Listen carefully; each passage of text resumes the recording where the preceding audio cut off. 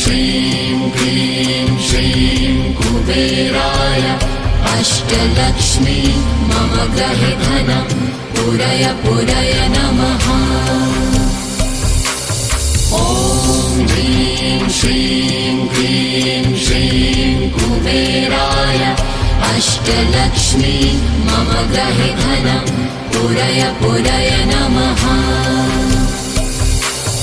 ॐ ह्रीं श्रीं क्लीं श्रीं कुबेराय अष्टलक्ष्मी मम गृहे धनं पुरय पुरय नमः। ॐ ह्रीं श्रीं क्लीं श्रीं कुबेराय अष्टलक्ष्मी मम गृहे धनं पुरय पुरय नमः।